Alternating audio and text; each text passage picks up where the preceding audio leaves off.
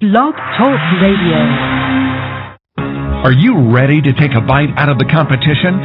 Are you looking for ideas to make your business better? Welcome to the Core Business Show with Tim Jacquet, sponsored by Apple Capital Group.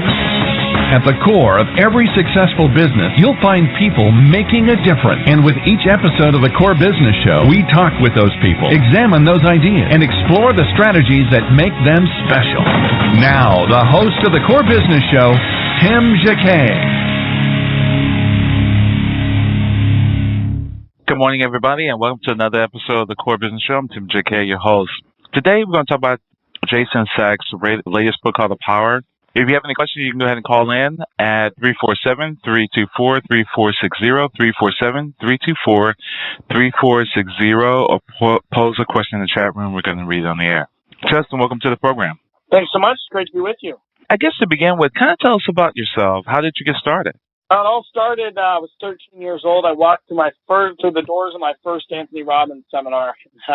And ever since, it kind of changed my life in a lot of senses from the perspective that I learned how important it is to be of service to your community and to really take action. I mean, most people say, I walked through Tony Robbins, and there's probably a lot of listeners who have heard, oh yeah, I went to this seminar and it changed my life forever. And that's not really the story I tell. The story is that while I was 13 years old, I experienced my first seminar. It changed my life in a lot of senses. Mm-hmm. The thing that made the biggest difference for me was my ability to take immediate action. And in taking that action, it's a missing link for most people, because while you can visualize, you can dream, you can use the law of attraction, a lot of senses to create all that you want in your life, if you don't take consistent and measurable action, you will never actually achieve the highest level of results in your life. And what I've noticed is that the most powerful thing, the most important thing for people is when they face that adversity, because all of us do at some point in our lives face adversity. And when we do, the ability to have that power of persistence, the power to move through that adversity is the number one thing that creates success in most people. Why do you think a lot of people just fail? I mean, they can't get it together. They've done all the things they can do. They felt like they did done everything right, and it just doesn't come together. Well, see, failure is the result of two things. It's the result of not having a clear enough why or a clear enough purpose behind what you're doing. And the second part is not taking enough consistent and measurable action towards achieving that result, whatever it is for you. You see, when people desire to achieve at a high enough level, and when they have a clear enough purpose behind why they must achieve, then they do. Now, the last piece, this is something that most people say, aren't you a motivational speaker? Why do you talk about this thing? And I say, look, I'm not a motivational speaker. I'm a guy who creates results. And I believe that you can create results too with the right tools, strategies, and principles in place. So here's what people say all the time, you have to set rewards for your goals and then you'll achieve. And I say people will do more to avoid pain than to gain pleasure. So why set rewards? Why not set consequences? And this is something that I did for myself. Now, I did this a few years ago when Sarah Palin was very, very popular and all over the media. And I personally, regardless of your politics or any of your listeners, I personally was not a big fan. And so what I did is I said, look, I can't get myself to exercise no matter what I do. I won't exercise. Doesn't matter if you hire me a personal trainer, if I get to go on vacation, if I exercise because of the reward, if I get to go go out to dinner, whatever, it doesn't matter. Nothing would get me to the gym. So finally I said one morning, I said, look, if I exercise 2 times in the next week, then I've accomplished my goal. So what's the consequence? The consequence is if I don't exercise 2 times in the next week, I have to pay Sarah Palin $100 for every time I don't exercise. Not to the gym. And it was that simple. But you know what? That simple thing makes the biggest difference for most people. Wow. That little motivation. It's amazing how well it works. Well, how do you measure yourself when you do that? Hold yourself accountable. Yeah, you can say, I'm going to have to pay Sarah Palin $100. And, with some people, it works. Some people, it just don't connect. The dots don't connect, if that makes sense. Right. Well, for them, so part of it, they're not holding themselves accountable. They need someone else to hold themselves accountable, right? And that's why you have a coach. That's why you have someone on your team. Because the reality is that if I didn't exercise and no one else was holding my feet to the fire, then I more than likely would not have paid Sarah Palin $100. But if I had someone like, for example, in this case, it was my dad who said, look, you're not going to pay Sarah Palin $100, so get your butt to the gym. because because he knew he had similar feelings that I do to Sarah Palin, and he knew that he was going to have to hold me accountable if I actually didn't achieve my goal. Now, my father's a physician, and he heard me, he's heard me speak on stage quite often. So now in his practice with all of his patients, he said to me the other day, he said, I've been doing this 25 years. He said, my biggest challenge is that in all of the time I've been doing this, none of my patients lose weight consistently and measurably. And the reason is because no matter what we do, regardless of the reward, regardless of anything else, it's the same thing you just said. They don't achieve the result. It's not a big enough need for them. I said, set them up with a consequence.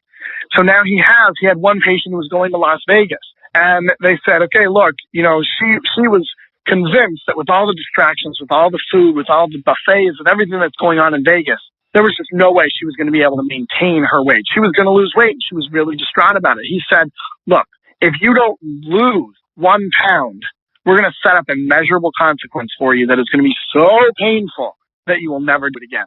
So the measurable consequence for her was that she had to pay Rush Limbaugh $500.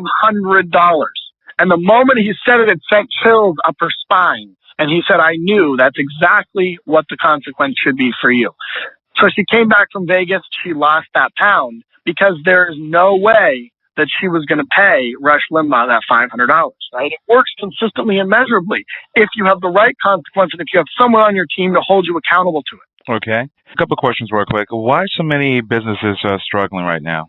Is it really the economy or just really motivation? Well, I think there's a few different pieces to it. I think that in a lot of senses, businesses can create their own economy if they're smart about it, if they really evaluate their business and where they are and where they can grow. The challenge for most businesses is there's a few pieces to this. The first piece is that we as business owners have to do a better job of making sure that our employees are in the right place at the right time for us. One of the things that Donald Trump says is it's not who you hire, it's who you fail to fire that will destroy your business, right? And I know it's a very difficult thing to say, but the reality is that we have to look and make sure as business owners that the people in our businesses are the right people in the right place. And the other piece is we have to motivate them and support them to really ensure that they reach a high level of success. We need to give them the systems. We need to teach them how to be most productive because most business owners are not giving their people the tools, strategies, and principles that they need to really be successful. They're not teaching them the simple things that make them the most successful they possibly can be. And then the last piece is, and I say this all the time, revenue, revenue, revenue. The more businesses make money, the more they sell, the more successful they'll be, the more they'll be able to hire others, the more they'll be able to grow. So the most important thing for business is to make sure that you're empowering your people to be as successful as possible and to produce as much results for your business as possible. And that's when you'll ultimately achieve success. Okay, so what can business do right now to increase revenue and maximize their productivity? Well, one of the biggest things they can do in the small business sector, one of the biggest things that they can do is evaluate their market and find, okay, if these are my current customers that have already paid me money, what additional products or services can I offer? Even if it's through a joint venture where you don't even have to fulfill. You just have to build the relationship and then profit from it. What additional products and services can you offer that will profit and that you can offer your current clients and customers because they've already spent money with you, they've already built trust with you, and as long as you haven't ruined that relationship, they're likely to do it again. And so it's a really powerful question that people need to be asking themselves because loyal customers are a great way to maintain and continually build your revenue in your business. Okay. What are some of the most important steps that the business need to take in order to see in this economy?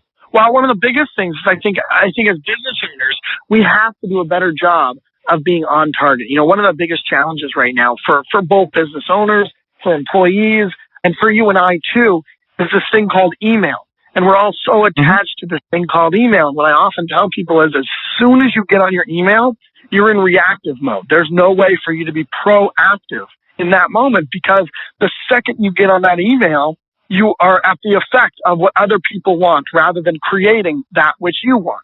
So I know business owners who are sitting on their email all day long responding to people. And yeah, they have some success, but the level of their success is significantly limited. So what I tell them to do is close your email. Don't get on your email until 12 noon. Do not get on your email for the first half of the day and watch how productive you'll be. Now, for the first 3 days, you're not going to know what to do because you've built your business simply based on email. But as you grow, as you continue to develop your company, you will find very quickly that your most productive hours are before you check your email. Because as soon as you go to your email, you go to reactive. Okay, so you're suggesting check your emails at the top of midday. So focus on producing things in the mornings, maybe around 11 to 12. That's when you need to go hit the email? Exactly. Because for most people, their businesses are built outside of their email, right? For most people, it's in actually creating the various projects, doing the different deals, connecting with various people, being in meetings and being in product development opportunities. That's where you're going to build the revenue. But if you're so stuck in responding to that which other people have inquired about, there's no way for you to accurately and effectively build your business. What if you're not a business owner or entrepreneur? Do these principles still apply? Absolutely. I think it's critical for everyone. I think the biggest part is, the other thing I teach is do 10 things by 10 a.m. And people, a lot of people, when I say do 10 things by 10 a.m., you're, oh my God, I have to get up earlier. And I said, yeah, you do, because if you do 10 things by 10 a.m., the level of your effectiveness is going to skyrocket because of the momentum you're going to achieve. When I first started doing this, by about 2 o'clock in the afternoon, I didn't know what to do with the rest of my day because I got so much done in the first few hours of my day. Because your momentum builds, and when your momentum builds, you're able to achieve at a higher level than ever before. And that's ultimately what you want, is you want them to be able to really reach that high level of success. And when they do that, by getting that momentum started, it's like, I don't know if you ever heard the metaphor of an airplane, but it takes 60% of its fuel for an airplane to get off the ground. And then 40%, once you're in the air, back down the landing, 60% is getting in the air. So if 60% of our energy is required just to get up in the air on our way to achieving whatever result we desire in our lives, imagine how powerful it would be if you could do that by 10 a.m., how effective you would be the rest of the day. Wow. We're going to take a break real quick and be back in a moment with Justin Sachs. You're listening to the Core Business Show, sponsored by Apple Capital Group. Apple Capital Group in Jacksonville, Florida, is a commercial lender that specializes in asset-based loans, equipment leasing and financing, invoice financing, commercial real estate loans, and asset-based financing in the U.S. and Canada. Apple Capital Group is a direct lender that lends on their private equity investment portfolio. 90% of most loans are decided within 2 hours, and vendor funding within 24 hours after documents are completed, with a one-page application. No slow no's, just a quick decision and a fast yes. To get more information about lending from Apple Capital Group, call 866-611-7457. That's 866-611-7457 to speak with one of our loan specialists. Or visit us right now at applecapitalgroup.com. Welcome back to the Core. Once again, here's Tim Jacquet. Welcome back, everybody. I'm Tim Jacquet. We're talking to Just Sachs. I guess something's clicking. Just giving a sign to the producer. I guess tell us about how did you come about writing this particular book, The Power of Persistence? Along the way, what happened was I was working with all these successful business people, whether it was Tony Robbins or Mark Victor Hansen, who wrote Chicken Soup for the Soul series. I was working with all these extraordinary individuals, wondering what is it that makes the difference? Why is it that I go to all these seminars and events like most of our listeners, or I go to, various educational opportunities in my community, networking functions, what have you. Why is it when I go there, 90% of the people aren't achieving the results that they desire in their lives? Why is it that 90% of the people out there don't actually have the success that they want? And so I started to look, what's the measurable difference between those that have it and those that don't, between those that succeed and those that fail, between those that achieve the greatest results and those that are still working towards it. And the biggest measurable difference is in their ability to persist, because at some point along the way, you receive this insane amount of adversity, this intense feeling of being pushed back, whether that's people telling you no, whether it's people telling you can't do it, whatever it is, at some point along the way, people are going to hold you back. And what I noticed was that the most extraordinary individuals persist through that adversity every single time. You take Kentucky Fried Chicken, for example, KFC. Colonel Sanders faced adversity 1,007 times. 1,007 people turned him down. He was trying to get his chicken recipe sold to a restaurant. And then finally, one said yes, 1,008.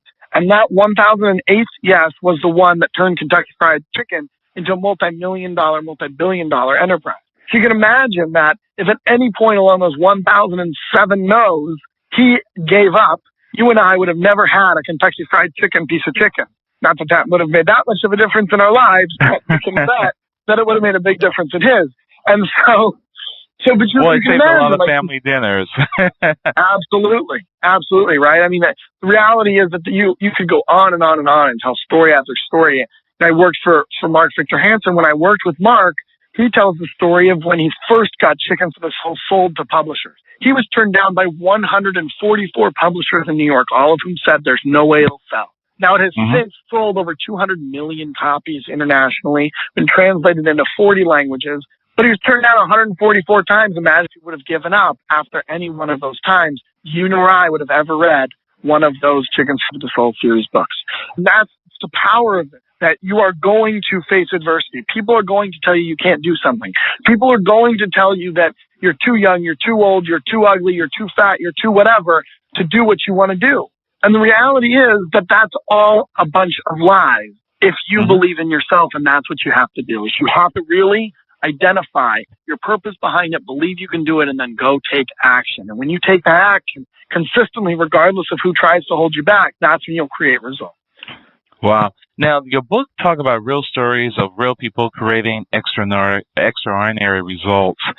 Is it a collection of works that when you put this together, different stories that you heard from different people and you just wrote your experience, your interpretation of each story, or how those stories came about? Well, I'll tell you what happened. We were sitting, my development team and I were sitting trying to figure out, okay, what are we going to do with this book? Because we knew it had to be about persistence. And I said, well, we could teach them tools and strategies to maintain their persistence. But the reality is that wouldn't be good enough, because people get inspired, people get motivated, and people learn when they together collectively understand from another person's perspective. And so what we wanted to do was actually create a series of stories from some of the most extraordinary people you'll ever meet, how they actually created results. So we have an Olympic fencer on there, how he became an Olympic fencer and how he overcame the adversity that he faced in order to reach that place. We have people who lost hundreds of pounds in there, who needed to lose weight. They're in there. So we've got business experts, and we've got personal stories of creating success. So we've got all these different stories from various people in all different parts of life, how they've achieved success. And from that place, we're able to really look and see these are the tools that they use to create success. My story's in there as well. But ultimately, it's about all of us together collectively creating results and how we were able to do it. That's going to motivate and inspire people and give them the tools, strategies, and principles they need to do it too.